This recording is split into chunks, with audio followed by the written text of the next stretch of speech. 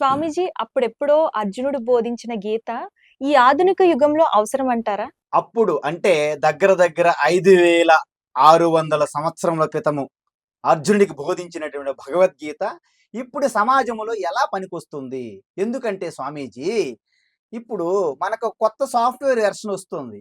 6 నెలలు అయిన తర్వాత ఇది ఔట్‌డేటెడ్ అంటున్నారు కదా! మరి 5600 సంవత్సరముల తర్వాత భగవద్గీత ఔట్‌డేటెడ్ అవుతుంది గానీ, ఇప్పుడు ఎలా పనికొస్తుందని ప్రతి ఒక్కరు అడుగుతున్నటువంటి ప్రశ్న. కానీ ఇక్కడ మీరు ఒకటి గమనించాలి.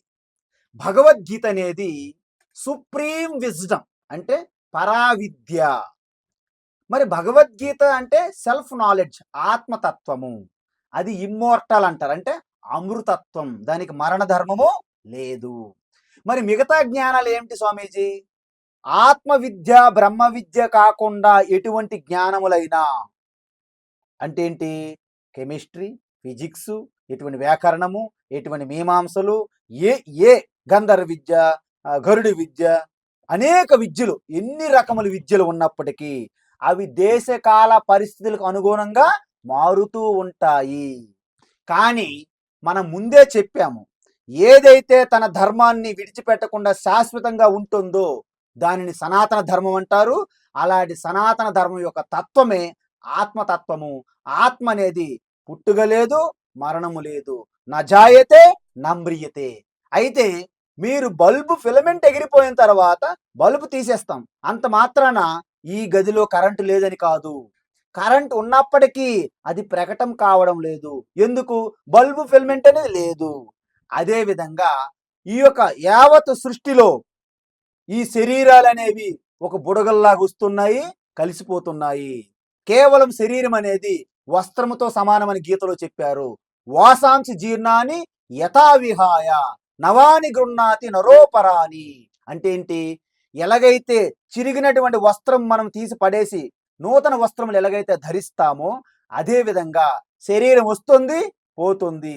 పంచభూతాత్మైన శరీరం వస్తుంది, పోతుంది.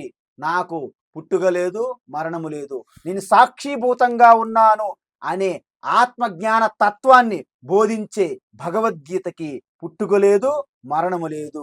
ఇది చిరంజీవి తత్వము.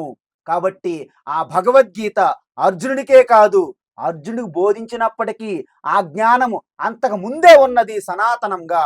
అందుకే 4వ అధ్యాయంలో భగవాన్ ఏమన్నాడంటే, హే అర్జున, ఈ జ్ఞానాన్ని నేను సూర్యునికి ఉపదేశించాను.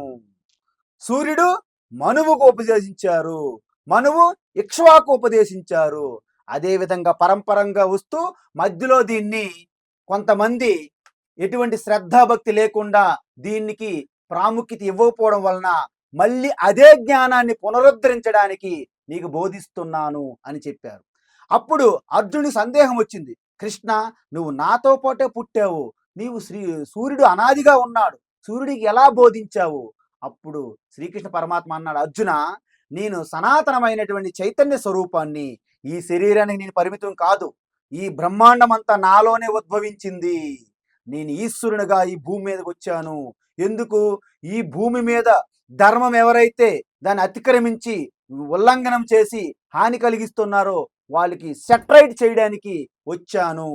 ఎలాగైతే అక్కడ హిరణ్యకశిపుడు ఎలాగైతే అధర్మముకి పాల్పడ్డాడో, స్తంభము నుండి ఎలాగైతే మాయా మానుష వేషంగా నరసింహ అవతారం వచ్చిందో, అదేవిధంగా ద్వాపర యుగం అందు కూడాను మళ్ళీ ఈ సమాజానికి ఒక కొత్త వరవడి, ఒక మార్గదర్శనం, ఒక నిర్దేశనం చేయడానికి మళ్ళీ నేను ఒక జ్ఞానాన్ని ఉపదేశించడానికి, ఏ వేద జ్ఞానం అయితే సూర్యునికి ఉపదేశించబడినదో అదే జ్ఞానం నీకు మళ్ళీ చెప్తున్నాను అని చెప్పారు.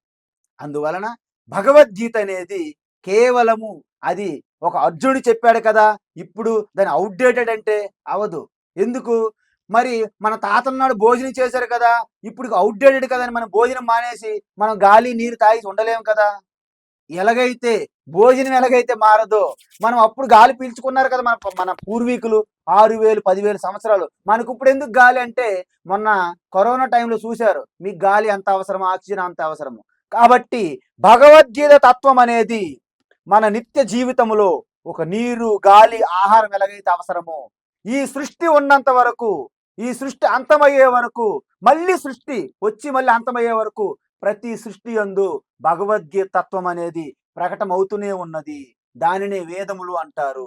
అందువలన సృష్టితో పాటు వచ్చే జ్ఞానమే సృష్టి ఎలాగైతే ఈ ప్రాణులు సృష్టి ధర్మాన్ని పాటించి ఎలా జీవించాలో అనే మాన్యువల్ కాబట్టి సృష్టి ఉన్నంత వరకు భగవద్గీత జ్ఞానం ఉంటుంది. కాబట్టి భగవద్గీత జ్ఞానము అర్జును కోసం పరిమితం కాదు. ఎందుకంటే ఒక వస్తువు ఆపరేట్ చేయాలంటే మాన్యువల్ అవసరము. ఈ సృష్టిని ఆపరేట్ చేయాలంటేనే వేద జ్ఞానము. ఆ వేద జ్ఞానమే భగవద్గీత. సర్వోపనిషదో గావో దుగ్ధా గోపాల నందన పార్థో వత్స సుధీర్భోక్త దుగ్ధం గీతామృతం మహతు అన్నారు. అంటే ఏంటి? సకల వేదముల యొక్క సారమైనటువంటి బ్రహ్మ విద్య ఉపనిషత్తులన్నీ ఒక ఆవుగా ఉపమానం చేసుకుంటే, కేవలం ఆవు ఉంటే పాలు రావండి, దూడ ఉండాలి. కాబట్టి ఆ దూడని అర్జునుడిగా ఉపమానం చేసుకుంటే, దూడ ఉన్నది ఆవు ఉన్నదండి, కానీ మనము డైరీ పెట్టుకుంటామంటే పాలు రావండి. మరి ఎలా వస్తాయి? పాలు ఎంతో చాణక్యునిగా, ఎంతో కౌశలత్వంగా, ఎంతో మాస్టర్గా పాలు పితికేవారు ఉండాలి. ఆ పాలు పితికేవారే గోపాలనందనుడు. కాబట్టి ఆ యొక్క గీతామృతమైనటువంటి పాలు ఎవరు తాగాలి? ఎవరైతే అత్యంత వివేకశీలులైనటువంటి బుద్ధిమంతులు ఆ గీత అమృతాన్ని తాగడానికి ఇష్టం వచ్చినది. గీతామృతం అనేది అనంతంగా, శాశ్వతంగా, సనాతనంగా ఉంటుంది. కాబట్టి భగవద్గీత అనేది ఏదో ఒక వ్యక్తి చెప్తే వచ్చిన కొన్ని నియమాలతో పాటు ప్రపంచంలో భయపెట్టి వాళ్ళని బాధ పెట్టి అందరినీ మత మార్పులు చేసి కన్వర్జన్ చేసుకునే విధానానికి సంబంధించింది కాదు. ఇది యావత్ సృష్టిలో ఉన్న ప్రతి మానవాళికి సంబంధించినటువంటి ఆత్మ విద్య. కాబట్టి ఈ సృష్టికి ఎలా నడవాలి, ఎలా నడిపించాలి, సృష్టిలో మనం ఎలా జీవించాలి, నా స్వరూప తత్వం ఏమిటి, జగత్ రహస్యం ఏమిటి, ఈశ్వరుని యొక్క స్వరూపం ఏమిటి, నాకు ఈశ్వరునికి సంబంధం ఏమిటి, నా జీవితం యొక్క రహస్యం ఏమిటి, మానవ జన్మ యొక్క సాఫల్యత ఏమిటి, అల్టిమేట్ ప్రయోజనం ఏమిటి, ఈ విషయములన్నీ చెప్పే జ్ఞానానికి ఎప్పుడు దేశకాల పరిస్థితులు అనేవి పరిమితులు లేవు. అందువలన భగవద్గీత తత్వం అనేది చిరంజీవి తత్వం కాబట్టి దానికి అర్జునుడైనా ఇప్పుడు మీరే అర్జునుడు అవ్వచ్చు. అర్జునుడు కృష్ణ అనేది ఇప్పుడు గీతా తత్వం చెప్పిన వారే కృష్ణ, వినేవారు అర్జునుడు. అంటే ఈ సమస్త బ్రహ్మాండం అంతా కృష్ణార్జునులమయమే. ఎప్పుడైతే ఈ తత్వం తెలుసుకుంటారో తన స్వరూపంలోనే కృష్ణార్జునులుగా తెలుసుకుంటారు. యత్ర యోగీశ్వర కృష్ణో యత్ర పాతో ధనుద్ధరః తత్ర శ్రీర్విజయో భూతి ధ్రువాని తిర్మతిర్మమ అన్నారు. అందువలన సాక్షాత్ కురుక్షేత్రంలో కృష్ణార్జునులు యుద్ధం చేయడం మాత్రమే కాదు, నీ యొక్క వ్యక్తిత్వంలో కూడా కృష్ణార్జునులు ఉన్నారు. కుశలమైనటువంటి బుద్ధిగా, ఆత్మ చైతన్యముగా కృష్ణ ఉంటే దాన్ని అమలుపరిచే ఆ యొక్క మనోనిగ్రహం కలిగినటువంటి బుద్ధి, మనస్సు అర్జునుడు. ఈ రెండు కలిసి ఉంటే అక్కడ విజయము, ఐశ్వర్యము తాండవిస్తాయని చెప్పారు. కాబట్టి భగవద్గీత కేవలము అర్జునుడికి చెప్పాడు 5000 సంవత్సరాలు అయ్యాయని ఆ ప్రశ్నలు ఇక్కడ సంభవించవు.